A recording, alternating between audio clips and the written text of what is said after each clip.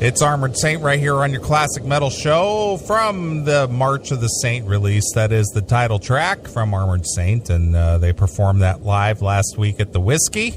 Right. Excellent show. And as I said, if you have an opportunity to go see Armored Saint Metal Church on this run, you really need to go. Sounds. I mean, why wouldn't you go? If you're any kind of a metal fan, how do you not go to that show? Sure, but you know, two classic bands like that on the same bill in a small venue, that is like a dream come true. Mm-hmm. So, speaking of dream come true shows, can I interest you in a lineup of a new big rock concert that was announced last week? Okay. Have you heard of the Oroville Rock Reggae Jam Fest? Oroville Rock Reggae Jam Fest. Yeah. Is this in Oroville, Ohio? It's in Oroville, Oroville, California. Oh, California. On July 22nd to the 24th. Okay. Want to hear the lineup? I would love to hear it. You're going to love this. So you've got Black Lung, Currency King, Oriel, Lee Tafari. Are you with this so far? Any of these you know? I know none of them. Okay. Hemdris Sativa, Little Twitch. Know him? Little Twitch? No.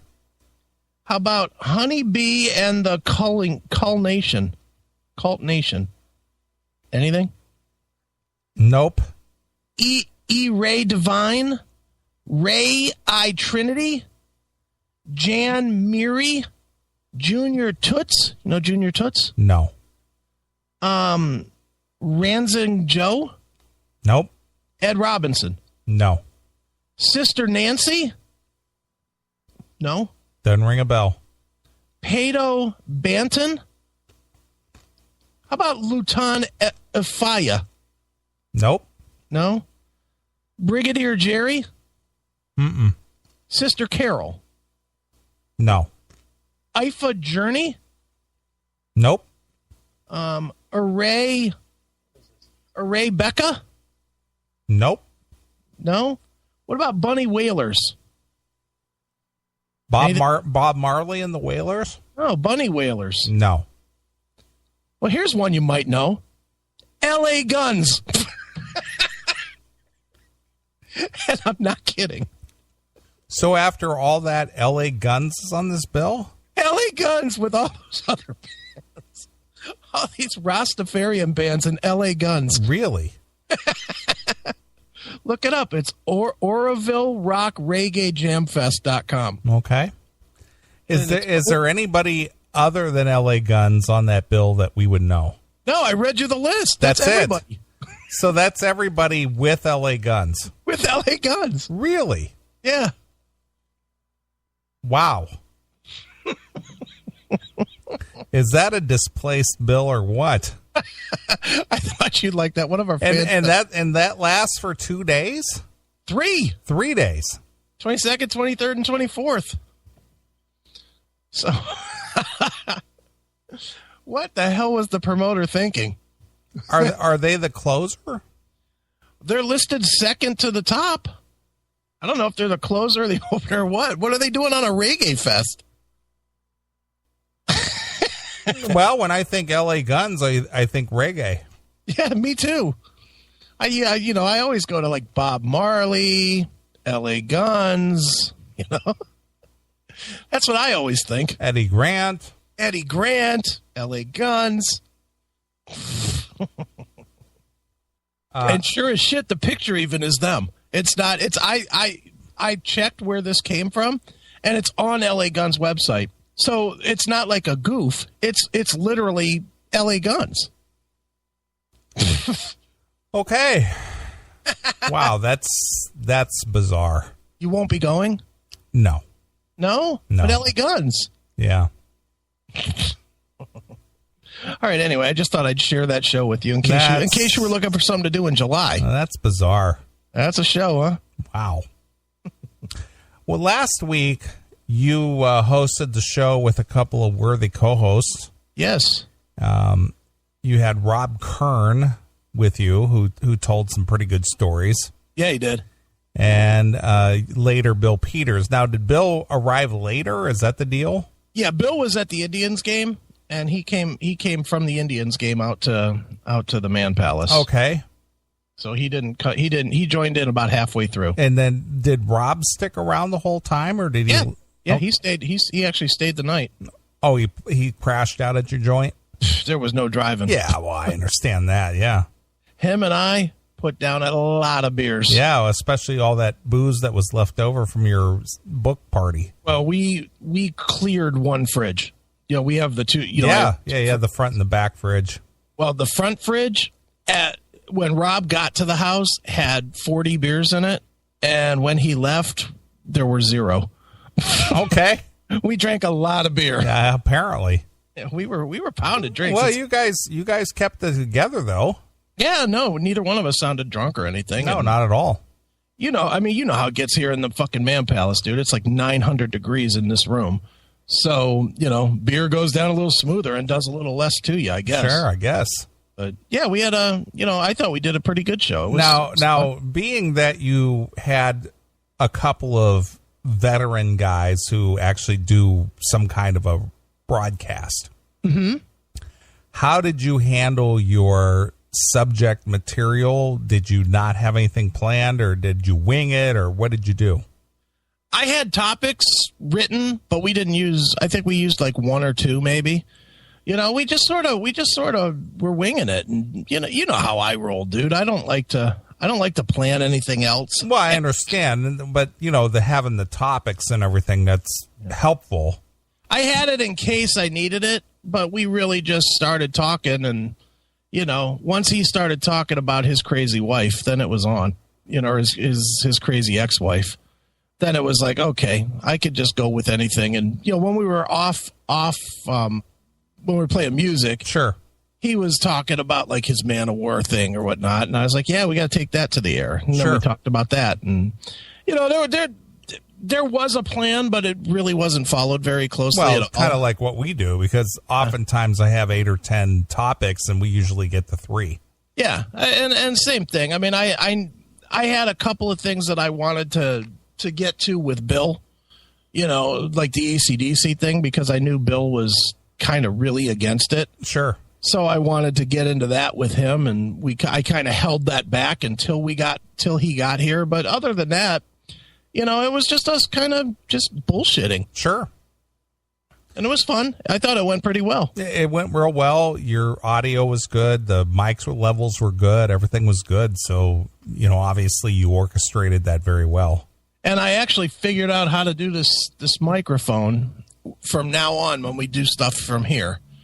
I found the right place to mount the microphone so it works and you don't have to be talking to my back. Sure.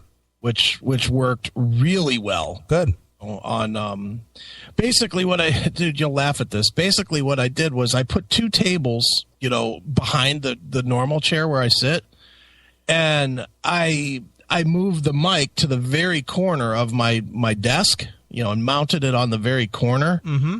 So that I could face them. And then I literally took a laptop on the desk and connected through TeamViewer from the laptop to the computer behind me to run the show. There you go.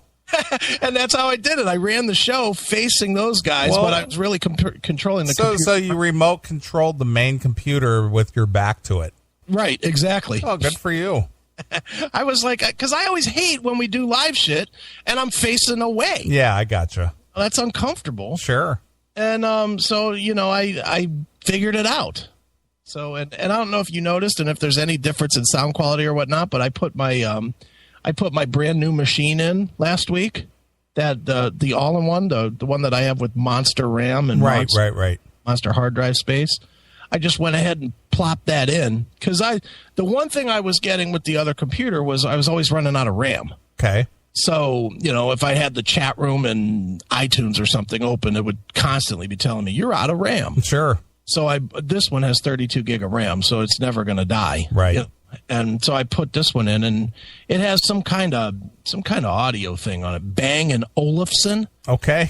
And I listened back. I thought the audio sounded a little cleaner than it normally does. Well, that's what I told you. You sounded clean last week. Right. So hopefully we sound clean this week too. You do. Sounds excellent.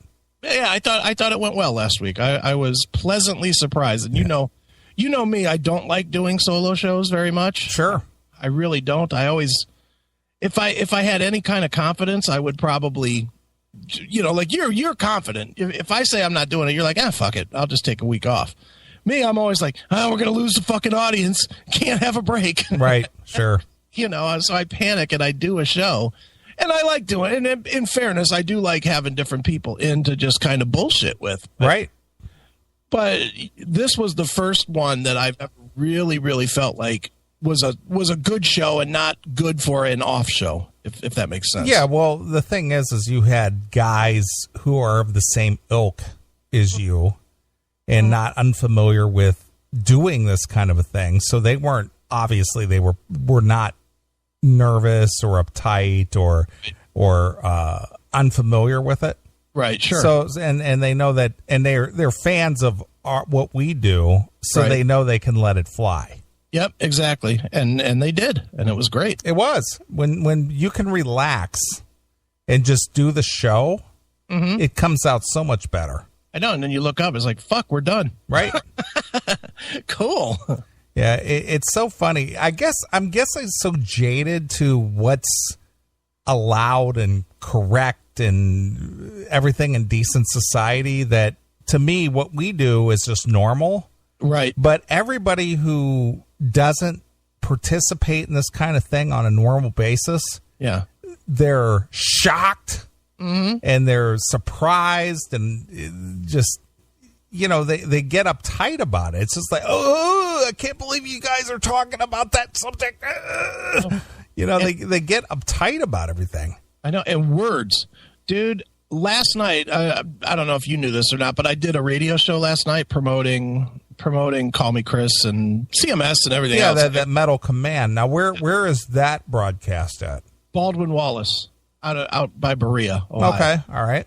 So I actually went to the studio since it was close, and not that close, like 40 minutes for me, but I went out. It was supposed to do an hour. I did 2.5, which was really cool, and it went really fast. But in the very first break, I got scolded for dropping a word I wasn't supposed to say. What did you say? I said bitch. You're not allowed to say bitch? Not on that station. Really? Yep. Okay. I immediately was scolded for that. By the host or somebody else? By the host. Oh, he said, dude, you can't say that. You can't say bitch. He gave me like the wave down sign. It's like, this is don't go there. Don't go there. No. Someone might hear that. So, I mean, I don't think that's an FCC rule, but I think that's a station policy. And I was like, all right. I wonder if Kendall Peters can say bitch. I don't know. Because she's in a similar situation, right?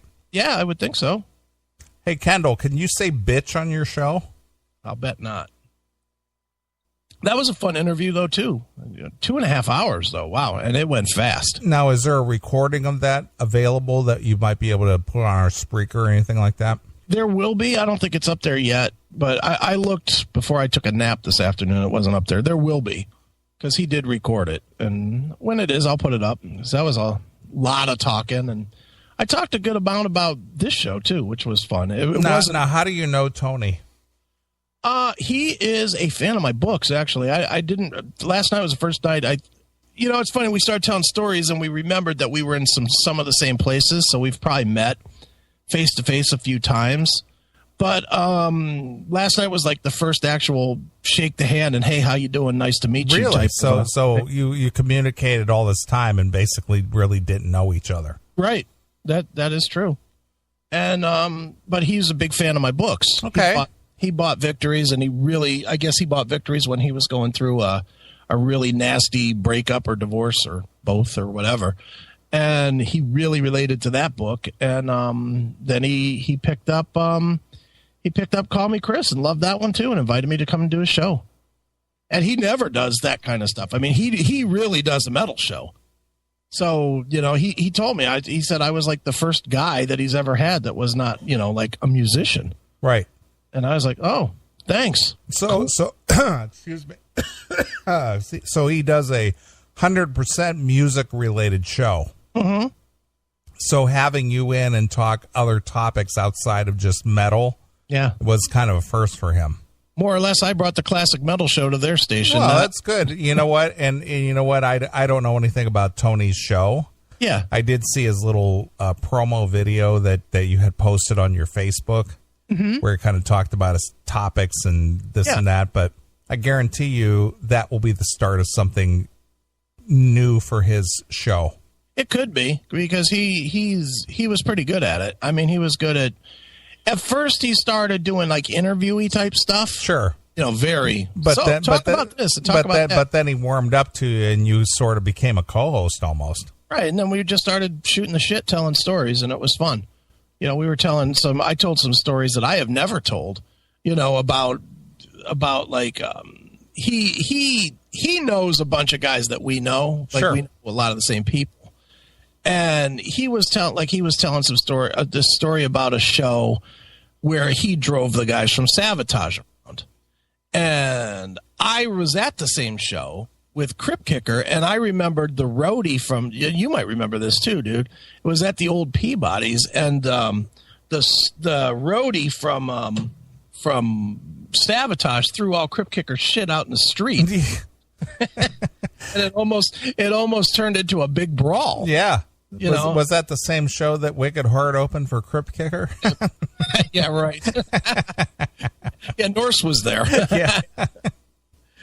But yeah, I remember that. So we started telling those kind of stories, and it just all sort of, it all sort of worked. It was good. Yeah. I listened back to the Bill Peter segment that you did. On his show or on our show? On our show. Okay. When he came down last week. Mm-hmm. And even though it wasn't that long ago, but it was almost 20 years ago, it's just gone by so fast. Sure. Between your metal show, that metal show, the metal show. Right. And the start of this show and what you were doing with Music's Bottom Line and promotion and, Cleveland, the Cleveland music scene and whatnot. Mm-hmm. Even though it was seemingly a short time ago, yeah, that was like the end of an era of the quote unquote the Wild West of terrestrial radio. Oh, it was. That was the end of it. It was right at the tail end. And I mean, you remember, dude, I was, and I'm not a toot my own horn guy because I don't think that I'm that talented, but I was like big in Cleveland, man. I was like a celebrity. I could go to any bar and drink for free. And sure. Well, even doing this show, yeah, I did it for 7 years on, terrestrial radio. Right. And even I got that same notoriety. Yeah. Oh, that's that classic metal show guy. Yeah, come on in, have a drink on us. More or less. Right. But that was like the end of what I consider real radio. Yeah. That was the end of it, because after that, everything got so tightened up and so corporate and so politically correct. And, you can't do that and you can't say that and you can't do that. And we're not doing live events anymore. And we're not doing, because everybody's so afraid. Yeah. Now it's homogenized bullshit. It is. It's just not good. Not good. And again, which is the reason why we do what we do on this platform, because you can listen to it in your car now. Right. You don't need terrestrial radio to listen in your car. Yeah, and I think that's the one thing that like terrestrial hasn't figured out yet. Like Clear Channel as an example. They built what I will gladly admit is an unbelievably great platform, the iHeart platform. Yeah, absolutely. iHeart is fantastic. But nobody listens to like the commercial stations on it. No. And that's what they want. They want people to listen to all their commercial stations on iHeart. They want to have like the universal app so that they can control the advertising and whatnot that runs on it. But nobody wants to hear that shit because commercial radio stinks. That's why they expanded the platform to like guys like us. Well, Clear Channel, after 20 years of domination, they're on the verge of bankruptcy. Well, they are bankrupt, aren't they? Yeah, they're just, it's about over. Yeah, and it's going to crash hard. I mean, they're going to sell off. They're going to have to just sell off. Well, they've basically divested themselves of a good majority of their stations. They kept a lot of the flagship stations, right? But even then, they're going to have to get rid of even those. Yeah, I mean, it's over. It's going to be a fire sale. It's just going to be done. Well, at some point, don't you think at some point the FCC is going to go away?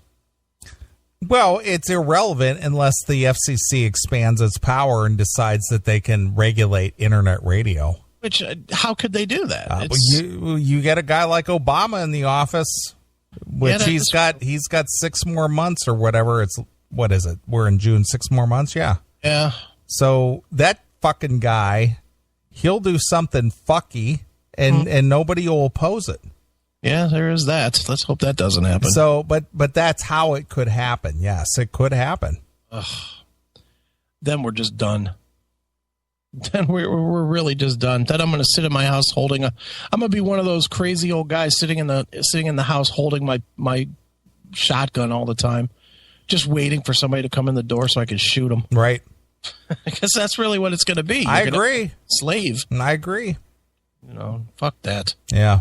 So, but anyway, listening to your stories, I mean, I've heard a lot of those stories before, but that just reminded me how great radio used to be. Oh, yeah. It used to be fun. It did.